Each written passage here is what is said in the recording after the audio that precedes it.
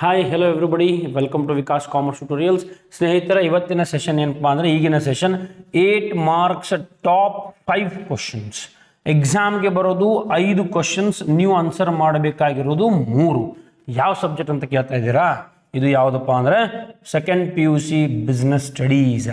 ಈಗ already important ಕ್ವಶನ್ಸನ್ನು ಕೊಟ್ಟಾಯಿತು. ಎಷ್ಟೋ ಜನ ಕಮೆಂಟ್ ಮಾಡ್ತಾ ಇದ್ದಾರೆ, ಇನ್ನೊಂದಷ್ಟು ಕಡಿಮೆ ಕ್ವಶನ್ಸ್ ಕೊಡಿ ಸರ್, ನೀವು ಕೊಟ್ಟರು ಕ್ವಶನ್ಸ್ ಭಾಳ ಆಗ್ತಾ ಇದೆ, ಇನ್ನೊಂದು ಸ್ವಲ್ಪ ಸಾರ್ಟಿಂಗ್ ಮಾಡಿ, ಇನ್ನೊಂದು ಸ್ವಲ್ಪ ಫಿಲ್ಟರ್ ಮಾಡಿ, ಇನ್ನೊಂದು ಸ್ವಲ್ಪ ಕಡಿಮೆ ಕ್ವಶನ್ಸ್ ಕೊಡಿ ಅಂತ ಹೇಳ್ತಾ ಇದ್ರಿ. ಹಾಗಾಗಿ ಟಾಪ್ 5 ಕ್ವಶನ್ಸ್ 5 ಚಾಪ್ಟರಿಂದ, ಚಾಪ್ಟರ್ ನಂಬರ್ 1, ಚಾಪ್ಟರ್ ನಂಬರ್ 5, 6, 7 ಮತ್ತು 10, ಈ 5 ಚಾಪ್ಟರ್ಗಳಿಂದ ಒಂದೊಂದು 8 ಮಾರ್ಕ್ಸಿನ ಪ್ರಶ್ನೆ ಬರ್ತಾ ಇದೆ. ನಿರ್ವಹಣೆಯ ಸ್ವರೂಪ ಮತ್ತು ಮಹತ್ವ, ಅದಾದ ನಂತರ ಸಂಘಟಿಸುವಿಕೆ, ಸಿಬ್ಬಂದಿ ನಿರ್ವಹಣೆ, ನಿರ್ದೇಶಿಸುವಿಕೆ, ಮಾರಾಟ ಪ್ರಕ್ರಿಯೆ, nature and significance of management, organizing, directing, staffing, directing, marketing. So these are the 5 chapters where you get 8 marks questions from each chapter. 8 marks ನ ಒಂದೊಂದು ಕ್ವಶನ್ ನಿಮಗೆ ಸಿಗ್ತದೆ. So English medium as well as Kannada medium ಒಂದೇ ಸೆಷನ್ನಲ್ಲಿ ಮಾಡ್ತಾ ಇದ್ದೀನಿ. 5 top questions ಯಾವ್ಯಾವು ಅನ್ನೋದನ್ನ ನಾನು ಈ ಸೆಷನ್ನಲ್ಲಿ ಕೊಡ್ತಾ ಇದ್ದೀನಿ. ಹಾಗಾಗಿ ವಿಡಿಯೋನ ಸ್ಕಿಪ್ ಮಾಡದೆ ಕೊನೆ ತನಕ ವಿಡಿಯೋನ ನೋಡಿದ್ರೆ ಆ 5 ಕ್ವಶನ್ಸ್ ಯಾವ ಆಗ್ತಾವು, ಮತ್ತು ಇವತ್ತಿನ ಸೆಷನಲ್ಲಿ ಏನು ಡಿಸ್ಕಸ್ ಮಾಡ್ತಾ ಇದ್ದೀನಿ ಇವೆಷ್ಟೆಲ್ಲ ನೀವು ಪ್ರಾಕ್ಟೀಸ್ ಮಾಡಿದ್ದೇ ಆದರೆ 32 ಮಾರ್ಕ್ಸ್ ಗ್ಯಾರಂಟಿ ರೀ. ಒಂದು 7 ಪ್ರಶ್ನೆಗಳನ್ನು ಮಾಡಿದರೆ 100% 32 passing marks. Exactly 24 marks is your passing marks. 24 ತೊಗೊಂಡ್ರೆ ನೀವು ಪಾಸ್ ಆದ್ರಿ. ನಾನು ಈ ಸೆಷನ್ನಲ್ಲಿ ನಿಮಗೆ 32 ಮಾರ್ಕ್ಸ್ ಹೇಗೆ ಗಳಿಸಬೇಕು ಅನ್ನೋದು ಹೇಳ್ತಾ ಇದ್ದೀನಿ. 2 ಮಾರ್ಕ್ಸ್ ಬೇಕಾಗಿಲ್ಲ, 1 ಮಾರ್ಕ್ ಬೇಕಾಗಿಲ್ಲ, 4 ಮಾರ್ಕ್ಸ್ ಬೇಕಾಗಿಲ್ಲ. ಕೇವಲ 8 ಮಾರ್ಕ್ಸ್ ಕ್ವಶನ್ಸನ್ನು ಮಾತ್ರ ಮಾಡಿದ್ರೂ ನೀವು 30+ ಮಾರ್ಕ್ಸನ್ನು ಯಾವ ರೀತಿ ಸ್ಕೋರ್ ಮಾಡಬಹುದು ಅಂತೇಳಿ ಇವತ್ತಿನ ಕ್ಲಾಸ್ನಲ್ಲಿ ಹೇಳ್ಕೊಡ್ತಾ ಇದ್ದೀನಿ. ಹಾಗಾಗಿ ಕೊನೆ ತನಕ ನೋಡಿ. ಸ್ಟಾರ್ಟ್ ಮಾಡೋಕ್ಕಿಂತ ಮುಂಚೆ ನಮ್ಮ ಚಾನಲನ್ನು ಫಸ್ಟ್ ಟೈಮ್ ನೋಡ್ತಾ ಇದ್ದಾರೆ, ಸಬ್ಸ್ಕ್ರೈಬ್ ಮಾಡಿ ನೋಡ್ತಾ ಇದ್ದಾರೆ, ದಯಮಾಡಿ ಸಬ್ಸ್ಕ್ರೈಬ್ ಮಾಡ್ಕೊಳ್ಳಿ. ಬಿಕಾಸ್ ಇದೆಲ್ಲ ಮಾಡ್ಕೊಂಡು ಬರಬೇಕಾದ್ರೆ ಎಫರ್ಟ್ಸ್ ಬಹಳ ಬೇಕಾಗ್ತದೆ. ಸೊ ಪ್ಲೀಸ್ ಸಬ್ಸ್ಕ್ರೈಬ್ ಮಾಡಿಕೊಂಡು ಬೇರೆಯವರು ಕೂಡ ಇದನ್ನು ಶೇರ್ ಮಾಡಿ ಅಂತ ಹೇಳ್ತಾ, so let us start our today session. Welcome to Vikas commerce tutorials.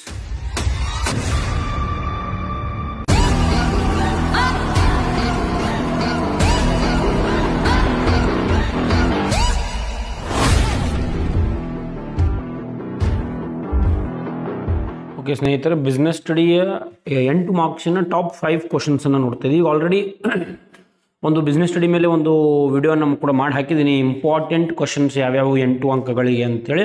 ಈಗ ಅಗೇನ್ ಆ 8 ಮಾರ್ಕ್ಸ್ಗಳಲ್ಲಿ ಇನ್ನಷ್ಟು ಕಡಿಮೆ ಕ್ವಶನ್ಸ್ಗಳನ್ನು ಮಾಡಿಕೊಡ್ತಾ ಇದ್ದೀನಿ. So this is PUC 2 business studies 8 marks important questions, that to top 5. Okay, ನೀವು ಈಗ ಮೊದಲು ನೋಡಬೇಕಾಗಿರೋದು ಯಾವ ಚಾಪ್ಟರಿಂದ ಈ 8 ಮಾರ್ಕ್ಸ್ ಪ್ರಶ್ನೆ ಬರ್ತಾ ಇದೆ. ಚಾಪ್ಟರ್ ನಂಬರ್ 1 ಯಾವುದು? ನಿರ್ವಹಣೆಯ ಸ್ವರೂಪ ಮತ್ತು ಮಹತ್ವ, nature and significance of management. This video will be both in English medium and Kannada medium combined. ಅಲ್ಲೇ ಇಂಗ್ಲೀಷ್ ಮೀಡಿಯಮ್ ಅಲ್ಲೇ ಕನ್ನಡ ಮೀಡಿಯಮ್ ಎರಡೂ ಕೂಡ ಹೇಳ್ತೀನಿ. ಆಮೇಲೆ ಚಾಪ್ಟರ್ ನಂಬರ್ 5 ಸಂಘಟಿಸುವಿಕೆ, ಆರ್ಗನೈಸಿಂಗ್, ಈ ಚಾಪ್ಟರಿಂದ ಕೂಡ ಒಂದು ಪ್ರಶ್ನೆ. ಚಾಪ್ಟರ್ ನಂಬರ್ 6 ಸಿಬ್ಬಂದಿ ನಿರ್ವಹಣೆ, ಸ್ಟಾಫಿಂಗ್. ಅದಾದ ನಂತರ ಚಾಪ್ಟರ್ ನಂಬರ್ 7 ನಿರ್ದೇಶಿಸುವಿಕೆ, directing. And then chapter number 10 ಮಾರಾಟ ಪ್ರಕ್ರಿಯೆ, ಮಾರ್ಕೆಟಿಂಗ್ ಅಂತ ಕರಿತೀವಿ. 8 is controlling, 9 is financial management and 10 is marketing. So ಈ ಪ್ರತಿಯೊಂದು ಚಾಪ್ಟರ್ ಮೇಲೆ ಒಂದೊಂದು 8 ಅಂಕಗಳ ಪ್ರಶ್ನೆ ಬರ್ತದೆ. ಈಗ ಮೊದಲನೇ ಪ್ರಶ್ನೆ ಯಾವುದಂತ ನೋಡೋದಾದರೆ, ನಾನಿಲ್ಲಿ ಇಂಗ್ಲೀಷ್ದಾಗ ಬರೀತೀನಿ, ಕನ್ನಡ ಮೀಡಿಯಮ್ದಾಗ ನಾನು ಓರಲಿ ಹೇಳ್ತೀನಿ, ನೀವು ಬರ್ಕೊಂಡ್ಬಿಡ್ಬೇಕು. ಈಗ ಮೊದಲನೇ ಚಾಪ್ಟರಿಂದ ಒಂದು ಇಂಪಾರ್ಟೆಂಟ್ ಕ್ವಶನ್ ಯಾವುದಂತ ನೋಡೋದಾದರೆ, characteristics of management. Characteristics of management, ನಿರ್ವಹಣೆಯ ಗುಣಲಕ್ಷಣಗಳು ಅಂತ ಕರಿತೀವಿ. ನಾನು ಕನ್ನಡ ಹ್ಯಾಂಡ್ ರೈಟಿಂಗ್ ಅಷ್ಟು ಸರಿ ಆಗೋದಿಲ್ಲ, ಸೊ ಒಂದು ಸ್ವಲ್ಪ ನೀವು ಅಡ್ಜಸ್ಟ್ ಮಾಡ್ಕೊಳ್ಬೇಕ್ರಿ. ನಿರ್ವಹಣೆಯ ಗುಣಲಕ್ಷಣಗಳು, ಒಂದು ಸ್ವಲ್ಪ ಒತ್ತಾಕ್ಷರ ಆ ಕಡೆ ಈ ಕಡೆ ಆದರೂ ಕೂಡ ಒಂದು ಸ್ವಲ್ಪ ಅಡ್ಜಸ್ಟ್ ಮಾಡ್ಕೊಳ್ರಿ. ಓಕೆ, ನಿರ್ವಹಣೆಯ ಗುಣಲಕ್ಷಣ 8 ಮಾರ್ಕ್ಸ್ಗೆ ಬರುವಂಥ ಒಂದು ಪ್ರಮುಖ ಪ್ರಶ್ನೆ ಈ ಚಾಪ್ಟರಿಂದ. ಈಗ ಮತ್ತೊಂದು ಪ್ರಶ್ನೆ ಇಲ್ಲಿ ಯಾವ್ದು ಕೇಳ್ತಾ ಇದ್ರಪ್ಪ ಅಂದರೆ, ಅವರು ವಿಜ್ಞಾನ ಮತ್ತು ಕಲೆ ಅದನ್ನ ಬಿಟ್ಟೇ ಬಿಡ್ರಿ, ಬಂತಂದ್ರೂ ಆಪ್ಷನ್ಸ್ ಇರ್ತಾವೆ, ಸೊ ಬಿಟ್ಬಿಡ್ರಿ, ಬೇಡ. ಅದಾದ ನಂತರ ಇಲ್ಲಿ ನಿರ್ವಹಣೆಯ ವಿವಿಧ ಹಂತಗಳನ್ನು ತೋರಿಸುವಂತಹ ಒಂದು ರೇಖಾಚಿತ್ರ. ಉನ್ನತ ನಿರ್ವಹಣೆ, ಮಧ್ಯಮ ನಿರ್ವಹಣೆ, ಕೆಳ ಹಂತ ನಿರ್ವಹಣೆ, ಅದೇನು ಬೇಡ, ಅದು ಆರಾಮ್ಸೆ ನೀವು ಬರಿಬೋದು, ಅದು ಇಂಪಾರ್ಟೆಂಟ್ ಅಂತ ನಾವು ಕನ್ಸಿಡರ್ ಮಾಡೋದಿಲ್ಲ. ಓಕೆ, ಇನ್ನು ನೆಕ್ಸ್ಟ್ ಚಾಪ್ಟರ್ ನಂಬರ್, ಇದು ಚಾಪ್ಟರ್ ನಂಬರ್ 1 ಕರೆಕ್ಟಾ. ನೆಕ್ಸ್ಟ್ ಬರೋದು ಚಾಪ್ಟರ್ ನಂಬರ್ 5. ಚಾಪ್ಟರ್ ನಂಬರ್ 5 ಅಲ್ಲಿ ಬರುವಂತಹ ಒಂದು ಇಂಪಾರ್ಟೆಂಟ್ ಕ್ವಶನ್ ಯಾವುದು? Fifth chapter is related with organising, ಸಂಘಟಿಸುವಿಕೆಯಿಂದ ಬರುವಂತಹ ಒಂದು ಪ್ರಮುಖ ಪ್ರಶ್ನೆ ಯಾವುದಪ್ಪ ಅಂದರೆ ವಾಟ್ ಈಸ್ ಡಿಸೆಂಟ್ರಲೈಸೇಷನ್,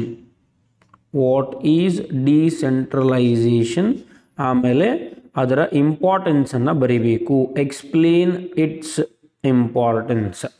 ಓಕೆ, ವಿಕೇಂದ್ರೀಕರಣ ಎಂದರೇನು ಮತ್ತು ವಿಕೇಂದ್ರೀಕರಣದ ಪ್ರಾಮುಖ್ಯತೆ, ವಿಕೇಂದ್ರೀಕರಣದ ಬಗ್ಗೆ ಕೇಳ್ತಾ ಇದ್ದಾರೆ ಇಲ್ಲಿ. ವಿಕೇಂದ್ರೀಕರಣ, ಓಕೆ, ವಿಕೇಂದ್ರೀಕರಣದ ಪ್ರಾಮುಖ್ಯತೆಯನ್ನು ಕೇಳ್ತಾ ಇದ್ದಾರೆ. ಹಾಗಾಗಿ ನೀವು ವಿಕೇಂದ್ರೀಕರಣದ ಪ್ರಾಮುಖ್ಯತೆಯನ್ನು ಬರೀಬೇಕು. Very important for 8 marks.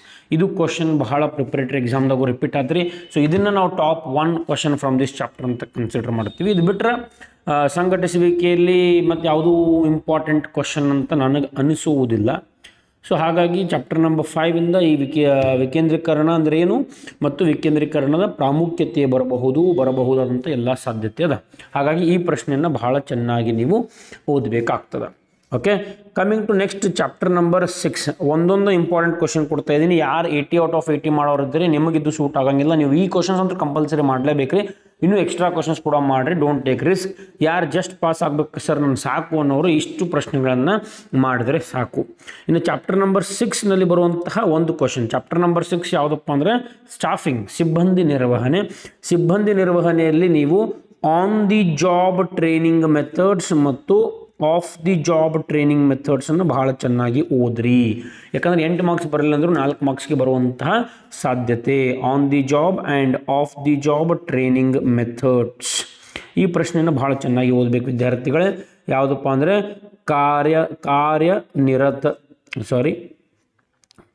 ಕಾರ್ಯನಿರತ ಮತ್ತು ಕಾರ್ಯೇತರ ತರಬೇತಿಯ ವಿಧಾನಗಳು ಅಂತ ಕರಿತೀವಿ.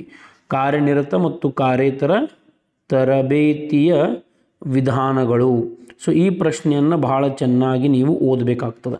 ಈ ಪ್ರಶ್ನೆ ಬಹಳಷ್ಟು ಸಲ ಎಕ್ಸಾಮ್ಗೂ ಕೂಡ ಕಾಣ್ತಾ ಇದೆ, ಬಹಳ ಪ್ರಿಪರೇಟರಿ ಎಕ್ಸಾಮ್ದಲ್ಲಿ ಬಹಳಷ್ಟು ಸಲ ಕಾಣ್ತದೆ. ಹಾಗಾಗಿ ಇದೊಂದು ಪ್ರಶ್ನೆಯನ್ನು ಕಡ್ಡಾಯವಾಗಿ ಓದಬೇಕು. ಆಮೇಲೆ ಇದ್ರ ಜೊತೆಗೆ ಇಲ್ಲಿ 2 ಕ್ವಶನ್ಸ್ ಕೊಡ್ತೀನಿ ನಾನು. 2 ಕ್ವಶನ್ಸ್ ಯಾಕೆ ಕೊಡ್ತೀನಪ್ಪ ಅಂದರೆ 4 ಮಾರ್ಕ್ಸ್ ಕ್ಯಾಟಗರಿದಾಗ ಬರುವಂತಹ ಚಾನ್ಸಸ್ ಜಾಸ್ತಿ ಅದ. ಯಾಕಂದರೆ ಈ ಚಾಪ್ಟರ್ ಹೆಂಗದಪ್ಪ ಅಂದರೆ 6ನೇ ಚಾಪ್ಟರ್ 4 ಮಾರ್ಕ್ಸ್ ಕ್ವಶನ್ಸ್ ಕೂಡ ಅದಾವು ಉಂಟು, ಆಮೇಲೆ 8 ಮಾರ್ಕ್ಸಿನ ಕ್ವಶನ್ಸ್ ಕೂಡ ಉಂಟು. ಹಾಗಾಗಿ ಸ್ಟಾಫಿಂಗ್ ಪ್ರೊಸೆಸ್ ಅಂತ ಓದ್ಕೊಳ್ರಿ ಅನ್ನೋದು ನನ್ನ ಅಭಿಪ್ರಾಯ. ಸಿಬ್ಬಂದಿ ನಿರ್ವಹಣೆಯ ಪ್ರಕ್ರಿಯೆ ಅಂತ ಕರಿತೀವಿ, ಸಿಬ್ಬಂದಿ ನಿರ್ವಹಣಾ ಪ್ರಕ್ರಿಯೆ ಅಂತಲೂ ಕರಿಬಹುದು. ಸೊ ಈ ಕ್ವಶನ್ ಒಂದು ಬಹಳ ಪರ್ಫೆಕ್ಟಾಗಿ ಚೆನ್ನಾಗಿ ಓದ್ರಿ. ಇವು 2 ಕ್ವಶನ್ಸ್ ಮಾಡಿರಿ. ಯಾಕಂದರೆ ಇದು 4 ಮಾರ್ಕ್ಸಿಗೆ ಕಾರ್ಯನಿರತ ಕೇಳ್ಬೋದು, 4 ಮಾರ್ಕ್ಸಿಗೆ ಕಾರ್ಯೇತರ 2 ಮಿಕ್ಸ್ ಮಾಡಿ 8 ಮಾರ್ಕ್ಸಿಗೆ ಕೇಳ್ಬೋದು. ಇದು 4 ಮಾರ್ಕ್ಸ್ ಬರ್ಬೋದು. ಹಾಗಾಗಿ 2 ಕ್ವಶನ್ಸ್ ಕಂಪಲ್ಸರಿ ಎಕ್ಸಾಮ್ದಾಗ ಕಾಣ್ತಾವೆ. ಈ 2 ಪ್ರಶ್ನೆಗಳನ್ನು ಕಡ್ಡಾಯವಾಗಿ ಮಾಡಬೇಕು. ನೆಕ್ಸ್ಟ್ ಚಾಪ್ಟರ್ ನಂಬರ್ 7, 7ನೇ ಚಾಪ್ಟರಿಂದ 8 ಮಾರ್ಕ್ಸಿನ ಕ್ವಶನ್ ಬರ್ತದೆ. ಆ ಚಾಪ್ಟರ್ ಹೆಸರು ಯಾವುದಪ್ಪ ಅಂದರೆ ನಿರ್ದೇಶಿಸುವಿಕೆ, ಡೈರೆಕ್ಟಿಂಗ್. ಸೊ ಡೈರೆಕ್ಟಿಂಗ್ ಚಾಪ್ಟರಿಂದ ಯಾವುದು ಇಂಪಾರ್ಟೆಂಟ್ ಕ್ವಶನ್ ಅಂತ ನೋಡೋದು ಆದರೆ ಸಂವಹನದ ಪರಿಣಾಮಕಾರಿತ್ವವನ್ನು ಹೇಗೆ ಸುಧಾರಿಸಬೇಕು ಅದೊಂದು ಕ್ವಶನ್ ಇತ್ತು. How to improve the effectiveness of communication. One more important, ಅದಕ್ಕಿಂತನೂ ಇಂಪಾರ್ಟೆಂಟ್ ಕ್ವಶನ್ ನನಗನ್ಸಿದ್ದು ಯಾವುದಪ್ಪ ಅಂದರೆ ಪ್ರಿನ್ಸಿಪಲ್ಸ್ ಆಫ್ ಡೈರೆಕ್ಟಿಂಗ್. ಸೊ ಈ ಪ್ರಿನ್ಸಿಪಲ್ಸ್ ಆಫ್ ಡೈರೆಕ್ಟಿಂಗ್ ಪ್ರಶ್ನೆಯನ್ನು ಭಾಳ ಚೆನ್ನಾಗಿ ನೀವು ಓದಬೇಕು. ನಿರ್ದೇಶಿಸುವಿಕೆ ಅಂತ ಕರಿತೀವಿ ರೀ. ನಿರ್ದೇಶಿಸುವಿಕೆಯ ತತ್ವಗಳು. ಸೊ ನಿರ್ದೇಶಿಸುವಿಕೆಯ ತತ್ವಗಳನ್ನು ಬಹಳ ಪರ್ಫೆಕ್ಟಾಗಿ ನೀವು ಓದಬೇಕು. ಯಾಕಂದರೆ ಬಹಳಷ್ಟು ಸಲ 8 ಮಾರ್ಕ್ಸ್ಗೆ ಬಂದಿರುವಂತಹ ಪ್ರಶ್ನೆ. ಆಮೇಲೆ ಇದು ಬಿಟ್ಟರೆ ಇಲ್ಲಿ ಸಂವಹನದ ಪರಿಣಾಮಕಾರಿತ್ವವನ್ನು ಹೇಗೆ ಸುಧಾರಿಸಬೇಕು. 80 ಔಟ್ ಆಫ್ 80 ಮಾಡೋರು ನೀವು ಅದನ್ನು ಓದ್ರಿ. ಬಟ್ ಜಸ್ಟ್ ಅದಕ್ಕಿಂತಲೂ ಇದು ನನಗೆ ಯಾಕೋ ಇಂಪಾರ್ಟೆಂಟ್ ಅಂತ ಅನ್ನಿಸ್ತಾ ಇದೆ. ಸೊ ಈ ಕ್ವಶನ್ಸನ್ನು ಕನ್ಸಿಡರ್ ಮಾಡ್ತಾ ಇದ್ವಿ. ಇನ್ನು ಚಾಪ್ಟರ್ ನಂಬರ್ 10 ಯಾವುದಪ್ಪ ಅಂದರೆ ಮಾರಾಟ ಪ್ರಕ್ರಿಯೆ, ಮಾರ್ಕೆಟಿಂಗ್ದಾಗ ನಾನು ಯಾವುದು ಇಂಪಾರ್ಟೆಂಟ್ ಅಂತ ಕನ್ಸಿಡರ್ ಮಾಡ್ತೀನಿಪ್ಪ ಅಂದರೆ ಮಾರಾಟ ಪ್ರಕ್ರಿಯಾ ಕಾರ್ಯಗಳು, ಮಾರ್ಕೆಟಿಂಗ್ ಫಂಕ್ಷನ್ಸ್ ಅಂತ ಕರಿತೀವಿ. ಇದು ಬಹಳಷ್ಟು ಸಲ ಎಕ್ಸಾಮ್ಗೆ ಬರ್ತಾ ಇರುವಂತಹ ಪ್ರಶ್ನೆ. ಮಾರಾಟ ಪ್ರಕ್ರಿಯಾ ಕಾರ್ಯಗಳು ಅಂತ ಕರಿತೀವಿ, ಮಾರಾಟ ಪ್ರಕ್ರಿಯಾ ಕಾರ್ಯಗಳು. ಸೊ ಈ ಕ್ವಶನನ್ನು ಭಾಳ ಪರ್ಫೆಕ್ಟಾಗಿ ಓದ್ರಿ, ಮಾರ್ಕೆಟಿಂಗ್ ಫಂಕ್ಷನ್ಸ್. ಆಮೇಲೆ ಮತ್ತೊಂದು ಕ್ವಶನ್ ನೀವು ಇಲ್ಲಿ ಯಾವುದು ಓದಬೇಕಪ್ಪ ಅಂದರೆ ಫ್ಯಾಕ್ಟರ್ಸ್ ಅಫೆಕ್ಟಿಂಗ್ ಪ್ರೈಸಿಂಗ್. ಈಗ ಅಗೇನ್ ಇಲ್ಲೂ ಕೂಡ ನಾನು ಯಾಕೆ 2 ಕ್ವಶನ್ಸ್ ಕೊಡ್ತಾ ಇದ್ದೀನಿ ಅಂದರೆ ಬೆಲೆ ನಿರ್ಧರಣೆಯ ಮೇಲೆ ಪ್ರಭಾವ ಬೀರುವ ಅಂಶಗಳು ಅಂತ ಕರಿತೀವಿ. ಬೆಲೆ ನಿರ್ಧರಣೆಯ ಮೇಲೆ ಪ್ರಭಾವ ಬೀರುವ ಅಂಶಗಳು,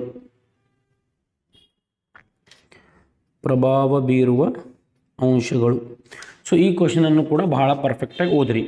ಈಗ ನಿಮಗೆ ಅನಿಸ್ತಾ ಇರಬಹುದು, ಸರ್ ಚಾಪ್ಟರ್ ನಂಬರ್ 6ದಾಗ 2 ಇಂಪಾರ್ಟೆಂಟ್ ಕ್ವಶನ್ಸ್ ಕೊಟ್ರಿ, ಚಾಪ್ಟರ್ ನಂಬರ್ 10ದಾಗ 2 ಕೊಟ್ರಿ, ಬಟ್ ಎಲ್ಲ ಕಡೆ ಒಂದೊಂದು ಕೊಡ್ತಾ ಇದ್ದೀರಿ. ಯಾಕೆ ಇಲ್ಲಿ 2 ಕೊಡ್ತಾ ಇದ್ದೀನಿ ಅಂದರೆ, ಇಲ್ಲಿ 4 ಮಾರ್ಕ್ಸ್ ಕ್ವಶನ್ಸ್ ಕೂಡ ಅದಾವ್ರಿ, 8 ಮಾರ್ಕ್ಸ್ ಕ್ವಶನ್ಸ್ ಕೂಡ ಅದಾವು. ಆಮೇಲೆ 10ನೇ ಚಾಪ್ಟರ್ ಮಾರ್ಕೆಟಿಂಗ್, ಇಲ್ಲೂ ಕೂಡ 4 ಮಾರ್ಕ್ಸ್ದು ಅದಾವು, 8 ಮಾರ್ಕ್ಸ್ದು ಅದಾವು. ಈಗ ಇವೆರಡೂ ಕ್ವಶನ್ಸ್ 8 ಮಾರ್ಕ್ಸ್ ದರ ಬರ್ಬೋದು, 4 ಮಾರ್ಕ್ಸ್ ದರ ಬರ್ಬೋದು, 100% ಇವೆರಡು ಕ್ವಶನ್ಸ್ ಎಕ್ಸಾಮ್ದಾಗ ಕಾಣ್ತಾವ್ರಿ. 8 ಮಾರ್ಕ್ಸ್ದಾಗ ಕಾಣ್ಲಿಕ್ಕಂದ್ರೆ 4 ಮಾರ್ಕ್ಸ್ ದರ ಕಾಣಿಸ್ತಾವೆ.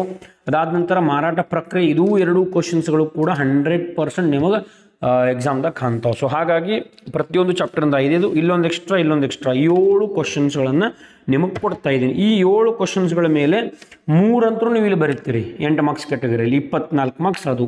ಇನ್ನು ಇದ್ರೊಳಗಿನ 4 ಮಾರ್ಕ್ಸ್ ಒಂದೊಂದು ಬರ್ತದೆ. ಸೊ 8, 24 1 8, 32 ಮಾರ್ಕ್ಸ್ಗಳನ್ನು ನೀವು ಈ 7 ಕ್ವಶನ್ಸ್ಗಳ ಮೇಲೆ ಸಲೀಸಾಗಿ ಪಾಸ್ ಆಗಬಹುದು. ಸೊ ಹಾಗಾಗಿ ಇಷ್ಟು ಕ್ವಶನ್ಸ್ಗಳನ್ನು ಮಾಡಿದ್ರು this is your passing package ಅಂತಲೂ ಕರಿಬೋದು, ಪಾಸಿಂಗ್ ಸ್ಟ್ರಾಟಜಿ. ಕೇವಲ 8 ಮಾರ್ಕ್ಸ್ ಕ್ಯಾಟಗರಿನ ಓದಿದ್ರೆ ಸಾಕು, ನೀವು ಪಾಸ್ ಆಗ್ತೀರಿ. ಸೊ 80 ಔಟ್ ಆಫ್ 80 ಸ್ಟ್ರಾಟಜಿ ಯಾವ ರೀತಿ ಇರಬೇಕು, 80 ಮಾಡಬೇಕಾದ್ರೆ ಏನೆಲ್ಲ ವಿಷಯಗಳನ್ನು ಗಮನದಲ್ಲಿಟ್ಕೊಳ್ಬೇಕು, ಆಮೇಲೆ ಜಸ್ಟ್ ಪಾಸ್ ಆಗಬೇಕಾದ್ರೆ ಏನೆಲ್ಲ ವಿಷಯಗಳನ್ನು ಗಮನದಲ್ಲಿಟ್ಕೊಳ್ಬೇಕು, ಎಲ್ಲದರ ಬಗ್ಗೆ ನಾನು ಮುಂದಿನ ಕ್ಲಾಸ್ನಲ್ಲಿ ಚರ್ಚೆ ಮಾಡ್ತೀನಿ. ಸೊ ಇದು 8 ಮಾರ್ಕ್ಸಿನ ಹಾಟ್ ಫೇವ್ರೆಟ್ ಮೋಸ್ಟ್ ಎಸೆನ್ಷಿಯಲ್ 8 ಮಾರ್ಕ್ಸಿನ ಪ್ರಶ್ನೆಗಳು. ಸೊ ಇಲ್ಲಿಗೆ ವಿಡಿಯೋ ಸೆಷನ್ನ ಎಂಡ್ ಮಾಡ್ತೀನಿ. ಇಷ್ಟ ಆದರೆ ಲೈಕ್ ಮಾಡಿ, ಸಬ್ಸ್ಕ್ರೈಬ್ ಮಾಡಿ, ಶೇರ್ ಮಾಡಿ. ನಿಮ್ಮ ವಿದ್ಯಾರ್ಥಿಗಳೇ, ನಿಮ್ಮ ಫ್ರೆಂಡ್ಸ್ಗೆ, ನಿಮ್ಮ ಸ್ನೇಹಿತರು ಕೂಡ ಇದನ್ನು ಶೇರ್ ಮಾಡಿರಿ. ಧನ್ಯವಾದಗಳು.